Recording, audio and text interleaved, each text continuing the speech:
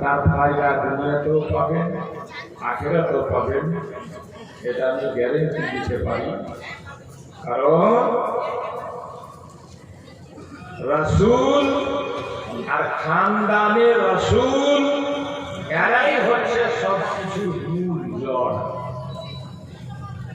তাই বলবো আজি ভাই, ইমাম হোসেনের মাহফিল যখনই হবে, ইমাম হোসেনের নামে আপনাকে যখন আওয়াজ দেওয়া হবে, আপনি ওখানে বাহানা করবেন না, পিছনে সরবেন না, যতটুকু পারবেন সাহায্য করার চেষ্টা করবেন। ছেলেরা আপনাদের কাছে যাবেন, অদূর 500 টাকা দিয়েছে বাবু আমার। এই ঘটনা শোনার পর আল্লাহ যেন সে গানকে কবুল করে, মনের আশা আমাকে পূরণ করে। হ্যাঁ, আর हाफिज साहेब का कहना यह है कि जलसा के बाद जो भी पैसा बचेगा वो पूरा मस्जिद में मार्बल के लिए दिया जाएगा, मस्जिद में मार्बल लगाने का काम में आएगा। আর এটা আপনারা জানেন, গোড়াগড়ি থেকে মুহররমের যে সভাটা হয়, জলসাটা হয়, তার পয়সা দিয়ে তো মসজিদের অনেক কাজ হয়েছে, অনেক কাজ হয়েছে মসজিদে, আলহামদুলিল্লাহ। এখনো ওই নিয়তটাই আছে। তাই আমি বলবো আপনাদেরকে সবাই বেড়ে চেড়ে অংশগ্রহণ করার চেষ্টা করবেন। আল্লাহ তৌফিক দিলেন 500, 1000, 5000 নবী নওয়াসাদের নামে দান করবেন। কমবে না বাবা, কমবে না মা বোন। এজন্য মন খুলে বছরে একবার এই মুহররম মাসে কারবালার উদ্দেশ্যে ইমাম হোসেনের মহব্বতে সবাই মন খুলে দান করবেন। ইনশাআল্লাহ গ্যারেন্টি আছে সারা বছর আপনি ভালো খাবেন, সারা বছর সুখে থাকবেন। এই জন্য বলা হয়েছে 10 মুহররম যত ভালো খাবার বাড়িতে পারেন তৈরি করেন, ফাতিহা করেন, নিজে খান, গরিব দুঃখীকে খাওয়ান, গ্রামবাসীকে খাওয়ান। 10 মুহররম চোখে সুরমা লাগাবে যারা, 1 বছর চোখের রিপেয়ার হয়ে গেল, গ্যারেন্টি হয়ে গেল যে চোখে 1 বছর কোনো অসুবিধা হবে না। মাশাআল্লাহ, দেখেছেন 20 টাকা দিয়েছে এক বাবা। 10 মুহররম বিশেষ করে গোসল করতে হয়, গোসল করবে যারা, সেই দিন আল্লাহ পাক জমজমের পানিকে সব পানির সাথে মিশিয়ে দেবে। এই জন্য সেই দিন অবশ্যই গোসল করবে। আল্লাহ তৌফিক দেন। এই মুহররমের অনেক ফজিলত আছে বাবা, সারা জিন্দেগি বলতে থাকলে শেষ হবে না। আমি কাল যেখানে আপনাদেরকে ছেড়েছি, যারা এসেছিলেন, সংক্ষিপ্ত সময় সাপেক্ষে কথা বলেছি, আপনারা শুনে হবেন। আজকে আবার ওইখান থেকে আরম্ভ করব। একবার দুই শুরু করবেন, আল্লাহুম্মা সাল্লি আলা সাইয়্যিদিনা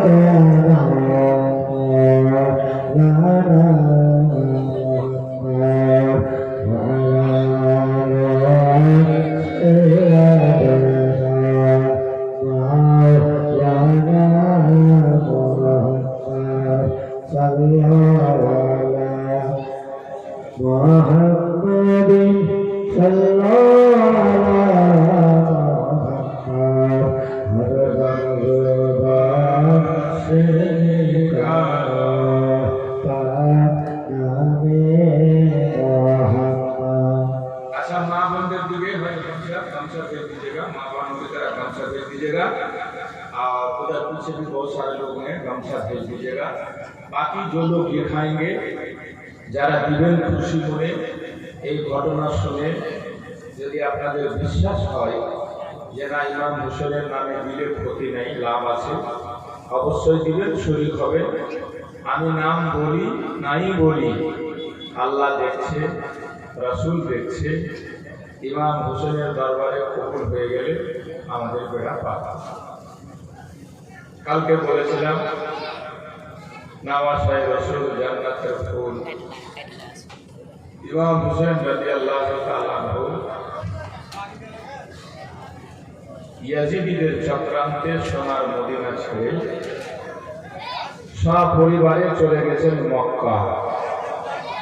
কোথায় গেছে? মক্কা। তোরা কোন জায়গায় হে? আমি রে ভাই ফ্রি রোজ চলতে কোন কারণা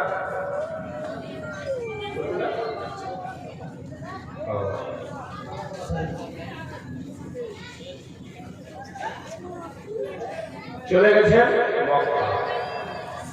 বেড়াদার বন্ধুগণ, বাবাজি, ভাইরা, মা ও বোনেরা,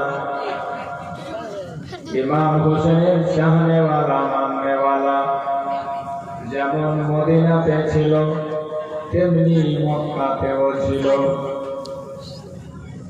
ইমাম হোসেন মক্কা এসেছেন, সবাই ইমাম হোসেনের দরবারে হাজিরি দিতে সালাম করতে এসেছে। আর সবাই ইমাম হোসেনকে বলে, হুজুর আপনি মক্কাতে পা রেখে মক্কার মাটিকে ধন্য করে দিয়েছেন, এখান থেকে আপনাকে কোথাও যেতে হবে না, আপনি এখানেই থাকেন। ইমাম হোসেন রাদিয়াল্লাহু তাআলা আনহু সব পরিবারে মক্কায় থাকতে লাগলেন। শাবান মাসে গিয়েছিলেন, দেখতে দেখতে রমজান মাস এসে গেল।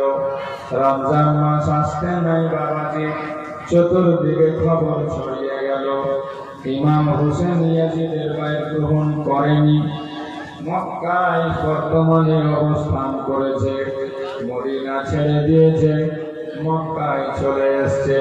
খবরটা কুফা, বসরা, ইরাক সব জায়গাতে চলে গেল। ইরাকের মানুষেরা, কুফা বসরার মানুষেরা ইমাম হোসেনের বাপের চাহনেওয়ালা মাননেওয়ালা ছিল।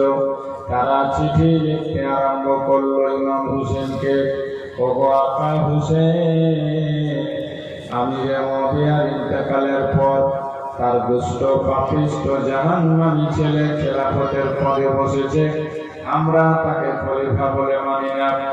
আমরা আপনার বাবার চাহনেওয়ালা, আমরা নবীর দিওয়ানা আকা হোসেন, শুনেছি আপনি নাকি ইয়াজিদের খেলাফতকে ইনকার করে মদিনা ছেড়ে মক্কা এসেছেন।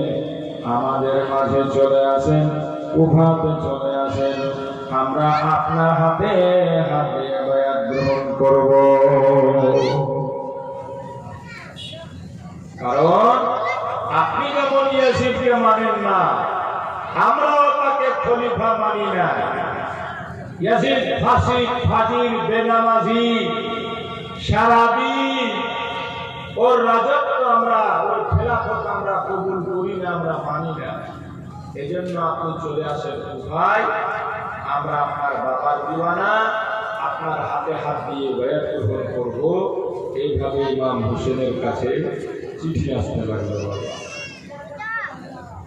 এক নয়, দুই নয়, ইখতিলাফে রিওয়ায়াত 150 খানা বা কম বেশি আরো বেশি চিঠি ইমাম হোসেনের কাছে দাওয়াত নামা এসছে, হুজুর আপনি মেহেরবানি করে কুফাতে চলে আসেন, আপনি কুফাতে চলে আসলে আমাদের ইমান বেঁচে যাবে, নচেৎ হয়তো ইয়াজিদের চাপে আমাদের ইমান চলে যেতে পারে। বাবাজি ভাই, মাসলা ছিল ইমান বাঁচাবার। এই জন্য ইমাম হোসেন তাদের চিঠিকে एक्सेप्ट করলেন আর জবাবে লিখে দিলেন, ঠিক है घबराओ नहीं, बहुत जल्द हम तुम्हारे बीच आने वाले हैं। এই বলে চিঠি পাঠালেন। ওরা অপেক্ষা করতে লাগলো। দোস্ত বন্ধুগণ ভাই, ইমাম হোসেন যে থাকবেন না মক্কায়, এই খবরটা সাহাবীদের কানে পৌঁছে যায়। সাহাবীরা তখন ইমাম হোসেনকে বলছে, হুজুর আমরা শুনেছি আপনি নাকি মক্কা কুফা যেতে চাইছেন, মক্কা ছেড়ে। ইমাম হোসেন বলছেন, হ্যাঁ ভাই, কুফার লোকেরা আমাকে অগণিত চিঠি লিখেছে, অসংখ্য খতুত পাঠিয়েছে, আর আমাকে তারা দাওয়াত করেছে। আমি যদি দাওয়াতে লাভদায়ক না বলি, আর ওরা যদি গুমরাহ হয়ে যায়, ওরা যদি পথভ্রষ্ট হয়ে যায়, ওরা যদি দিন থেকে ফিরে যায়, তো কিয়ামতের মাঠে আমাকে জবাব দিতে হবে। এই জন্য আমি হাঁ করেছি। साहबारा बोलছে हुजूर कूफियों पे भरोसा मत कीजिएगा, इसलिए कि यही वो कूफा है जहां पे आपके अब्बा को अटैक किया गया था, हमला किया गया था। यही वो कूफा है जहां आपके बड़े भाई को धोखा दिया गया। आपको धोखा नहीं देंगे इसकी क्या गारंटी है। लिहाजा आप कूफा जाने का इरादा तर्क कर दे, कूफा যাওয়ার কথা আপনি বলবেন না। ইমাম হোসেন বললেন, ভাই তারা আমাকে দাওয়াত করেছে, তারা আমাকে নিমন্ত্রণ করেছে, তারা আমাকে চিঠির উপরে চিঠি দিয়েছে, আর আমি হ্যাঁ বলেছি, এই জন্য আমাকে কুফা যেতেই হবে। বন্ধুগণ ভাই, লোকেরা বাধা দেয়। ইমাম হোসেন বলছেন আমাকে কুফা যেতে হবে, আমি দাওয়াত কবুল করেছি, ওরা ঈমান বাঁচাবার কথা বলেছে, ইয়াজিদের হাতে হাত দিয়ে ওরাও বয়াত গ্রহণ করেনি, এই জন্য ওদের খাতিরে আমি কুফা যাব। দোস্ত, लोग बोलছে आका कूफा जाने से आपकी जान को खतरा हो सकता है, कूफा गेले আপনার জানের খতরা হতে পারে। ইমাম হোসেন বলছেন এটা আমিও জানি, কূফা গেলে আমার জানের খতরা হতে পারে, তবে আমি পাশাপাশি আরেকটা জিনিস দেখছি, আমি যদি কূফা না যাই আমার নানা জানের উম্মতের ঈমানের খতরা হয়ে যাবে। আর सुनो, हुसैन को अगर अपनी जान दे के भी नाना जान की उम्मतियों का ईमान बचाना पड़े तो भी बचाएगा। हजरत ग्रामी बेरादारान इस्लाम, बाबाजी भाई, दोस्त बंधुगणेरा, যখন ইমাম হুসেনের এই প্রতিজ্ঞা সবাই দেখছে যে হুসেন মানবে না, কুফা যাবে, তখন সাহাবীরা, বয়স্ক লোকেরা ইমাম হুসেনকে বলছে, আকা যদি কুফা যেতেই হয় তো আপনি সরাসরি আগে না গিয়ে আগে কাউকে পাঠিয়ে সেখানকার অবস্থাটা একটু জেনে নেন। ইমাম হোসেন বললেন, হ্যাঁ এটা কথা তোমরা বলেছো, এটা বুঝোতা তোমরা আমাকে যে দিচ্ছ, এই কথাটা মানা যেতে পারে। আমি সরাসরি না গিয়ে একজনকে পাঠিয়ে নাই করে সেখানকার খবরটা নিয়ে তারপরে কুফা যাওয়া, এটা কথা যুক্তিযুক্ত। তখন ইমাম হোসেন চিন্তা করছে, আমার পক্ষ থেকে কাকে পাঠাবো, কাকে পাঠালে ভালো হয়। চিন্তা ভাবনা করে দেখছেন, তো দেখলেন এই কাজের জন্য সবচেয়ে বেস্ট যেটা ভালো হবে আমার চাচাতো ভাই হযরতে ইমাম মুসলিম বিন আকিল, নাম হলো হযরত ইমাম মুসলিম। নাম কি জোরে বলেন। ইমাম হোসেন ডাকলেন, ইমাম মুসলিমকে ডেকে বললেন, ভাই এই দেখো কুফায় তোলপাড় মেচে আছে, ইয়াজিদের পক্ষ থেকে সেখানকার বর্তমান গভর্নর নোমান বিন বাশির, অনেক লোক তার পিছনে জুম্মা পড়ে না, অনেক লোক তার পিছনে নামাজ পড়ে না, কারণ সে হলো ইয়াজিদের বেতনভুক্ত কর্মচারী, ইয়াজিদের সিলেক্ট করা, এই জন্য অনেক লোক তাকে সমর্থন করে না। আমার নানা জানের উম্মতের মধ্যে অনেকে আলাদা নামাজ পড়ছে মুসলিম, তারা আমাদেরকে চায়, তারা আমাদের পথে থাকতে চায়, তারা আমাদের হাতে হাত দিয়ে বয়ান গ্রহণ করতে চায়। আমি ওয়াদা করে নিয়েছি ওদের চিঠি আসার কারণে, ওগো ভাই মুসলিম, তবে লোকের পরামর্শ অনুপাতে কিছু দিনের জন্য আপনাকে পাঠাবো কুফাতে, আপনি কি বলছেন বলুন। ইমাম মুসলিম বলেছিল, ভাইজান আপনার কথা আমি অক্ষরে অক্ষরে পালন করলাম, আমি চলে যাব, আমার যেতে কোনো আপত্তি নেই। সম্ভবত শাওয়াল মাসের 3 তারিখ ছিল। ইমাম মুসলিম রওনা হওয়ার জন্য প্রস্তুত হয়ে গেল।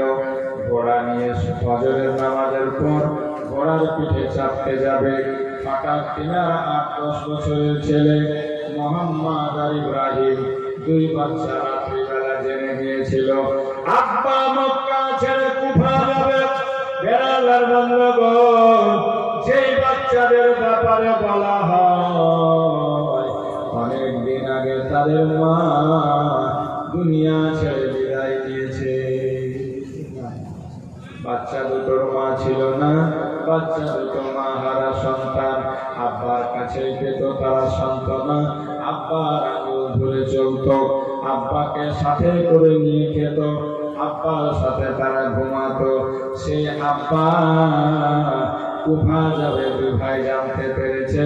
রাত্রিবেলা বলা বলি করছে দুইজনা, হে মোহাম্মদ, মোহাম্মদ বলে হে ইব্রাহিম, আব্বা জান চলে যাবে কুফা, চলো আমরা দুই ভাই আব্বা জানকে ধরবো, সাথে আমরা সঙ্গে তার ঘোড়াতে সাওয়ার হয়ে আমরাও যাব।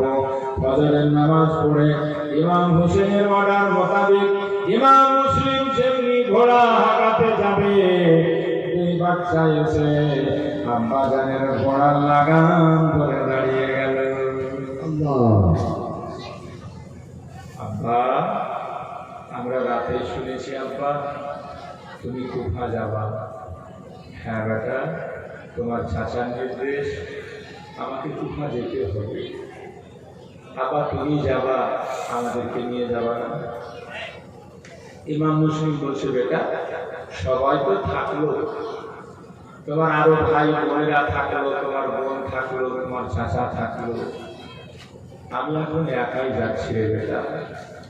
কুফার মানুষ কি ব্যবহার করবে বলা যায় না। আর আমি যে যাব না, তো খুব দ্রুত গতিতে ঘোড়া হাঁটিয়ে এই মরুপ্রান্তর পাড়ি দিয়ে আমাকে কুফা যেতে হবে। আমার সাথে খাবার থাকবে না, তাম্বু থাকবে না, রাস্তায় লু বাতাস চলবে, গরম বাতাস তোমাদের সহ্য হবে না, রোদ্রের তাপ তোমরা সহ্য করতে পারবে না বেটা। তোমার চাচার সঙ্গে সব ব্যবস্থা থাকবে, খাবার থাকবে, পানি থাকবে, তাই আমাকে তোমরা বিরক্ত করো না, আমাকে কারো তড়িঘড়ি যেতে দাও। গিয়ে আমি দেখবো কুফার অবস্থা ভালো হলে খবর দিব, তোমার চাচার সঙ্গে তোমরাও চলে যাবে। বেড়াদার এ কথা বলতে নেই, दोनों बच्चा बेकरार हो जाता है, बेचैन हो जाता है और নিজের আব্বা জানকে ধরে বলে, আব্বা তুমি জানো তোমাকে ছাড়া আমরা ঘুমাই না, তোমাকে ছাড়া আমরা খাই না, তোমাকে ছাড়া আমরা কোথাও যাই না। আব্বা তুমি এমন করে আমাদেরকে রেখে যাবা না, আব্বা তুমি আমাদের সাথে নিয়ে চলো, তোমার ঘোড়ার পিঠে আমাদেরকে বুঝে নাও। আব্বা গো, যত রৌদ্র হোক আমরা তোমাকে বিরক্ত করব না, যত কাজ লাগুক আমরা তোমাকে ব্যস্ত করব না, যত ভোগ লাগুক আমরা তোমাকে জ্বালাবো না, যত পিপাসা লাগুক আমরা তোমার কাছে পানি চাইব না, শুধু সাথে থাকতে চাই, তুমি আমাদেরকে সাথে নিয়ে চলো আব্বা। বেলাদার ইমাম মুসলিম বুঝাচ্ছে, বাচ্চা দুটো মানে না। হযরত ইমাম হোসেন জানতে পেরে গেলেন বাপ্পাটাতে চলছে কথাবার্তা। ইমাম হোসেন এসে বললেন ইমাম মুসলিমকে, ভাই ও মুসলিম, যাও যাও যাও, বাচ্চা দুটো যখন জেদ করছে তাদের সাথে নিয়ে চলে যাও, কারণ আমার মতো হইও না। ও মুসলিম, বাচ্চার মায়া, বাচ্চার দরদ, বাচ্চার ব্যথা, সন্তানের মহব্বত, সন্তানের ভালোবাসা কাকে বলে ভাই? আজ আমি হোসেন মক্কা থেকে তিলে তিলে অনুভব করছি, কারণ যখন আমি মদিনা ছেড়ে বেরিয়েছিলাম, আমার রোগগ্রস্ত বেটি শুকরা অসহায় অবস্থায় থেকে গেছে মদিনায়, আমি তাকে আনতে পারিনি। সেই দিন থেকে নিয়ে আজ পর্যন্ত বেটি শুকরার দুঃখের কথা আমার মনে পড়লে আমি হোসেন রাত্রিবেলা ঘুমাতে পারি না। এজন্য তোমাকে বললাম যে তুমি আমার মতো হয়ে না। এদেরকে তুমি যদি রেখে যাও, এরা কাঁদবে এখানে, তোমার মন ফাটবে ওখানে। তাই আমার মতো হয়ে না। আমার বেটি শুভ্রা কাঁদছে মদিনায়, আমি ছটফট করছি মক্কায়, মজবুরিতে তাকে রেখে এসেছি। ভাই আমার মতো হইও না, বাচ্চা দুটোকে সাথে নিয়ে, তারাকেও ভালো লাগবে আর তোমাকেও ভালো লাগবে। ইমাম হুসেনের কথা কাটতে না পেরে ইমাম মুসলিম দুই বাচ্চাকে সাথে নিয়ে রওনা হল।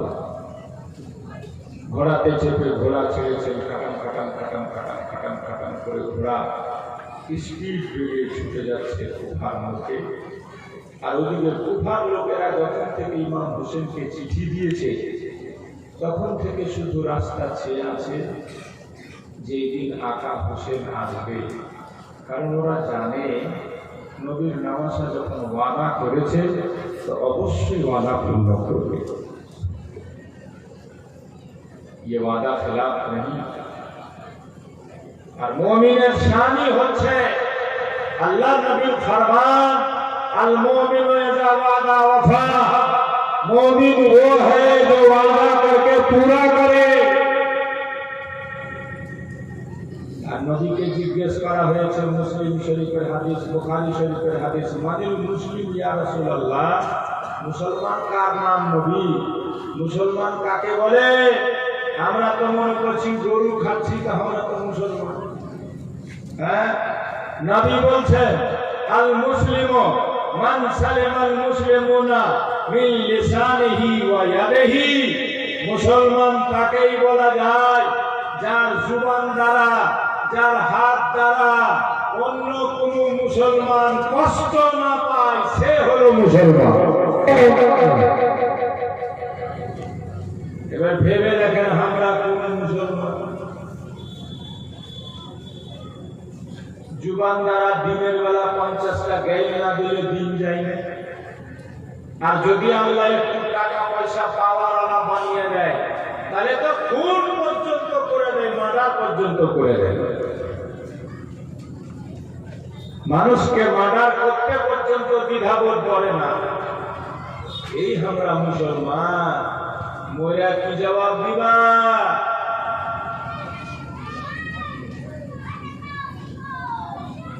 सबसे पहले खून का हिसाब क़यामत में होगा। किसी ने किसको खून किया है, किसी को अगर खून किया है, मर्डर किया है, मार दिया है, उसी का बदला पहले अल्लाह ताला दिलाएगा। ওই দিন কি করবা? আজকে ক্ষমতা আছে, আজকে পাওয়ার আছে, আজকে থানা পুলিশ তোমার হাতে, রাজনীতির নেতা তোমার হাতে। সেই দিন কোন বেটা বাঁচাবে তোমাকে? সেই দিন কেউ বাঁচাতে পারবে না। সেদিন যদি বাঁচায়, আমাদের আপনাদের সবার জান্নাতের নেতা ইমাম হাসান হুসেন, নবীর ঘরানা, পাক পাঞ্জাতা, এদের মহব্বত নিয়ে যদি দুনিয়াতে আদর্শ মেনে চলে থাকেন, তবে আপনি বাঁচতে পারবেন। আল্লাহ যেন ইনাদের মহব্বতে আমাদের জীবন কাটাবার তৌফিক দান করেন। বাবাজি, দুনিয়াটা দুদিনের, দুনিয়াটা বেশি দিনের নয়। এই তামাশা বেশি দিন চলবে না, এ গরম বেশি দিন খাটবে না, এ শক্তি বেশি দিন থাকবে না, এই অহংকার বেশি দিন থাকবে না। নম্র হন, ভদ্র হন, দিনদার হন, পরহেজগার হন। বাকি জীবনের সময়টা দিন ইসলামের কাজে লাগান। আল্লাহ যেন তৌফিক দেন।